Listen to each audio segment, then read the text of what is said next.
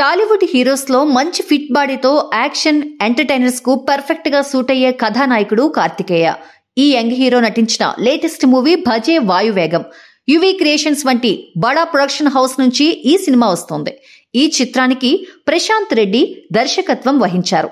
కోట్ల రూపాయలను దొంగతనం చేయడం, ఆ డబ్బు కోసం వెతుకులాట నేపథ్యంలో ఆద్యాంతం థ్రిల్లింగ్ ఎపిసోడ్స్ తో భజే వాయువేగం చిత్రం రూపొందింది. ఈ సినిమాలో కార్తికేయకి జోడీగా ఐశ్వర్య మేనన్ నటించింది.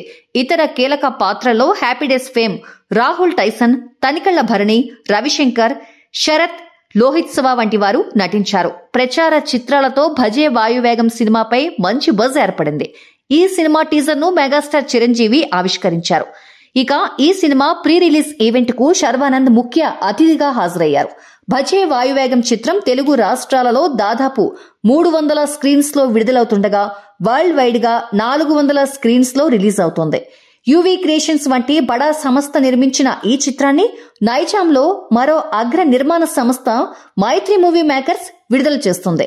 విడుదలకు ముందే నాన్ థియేట్రికల్ రూపంలో భజే వాయువేగం బ్రేక్ ఈవెన్ సాధించినట్టు ప్రచారం జరిగింది. మరికొద్ది గంటల్లో భజే వాయువేగం సినిమా తెలుగు రాష్ట్రాల్లోని థియేటర్లలో సందడి చేయబోతోంది.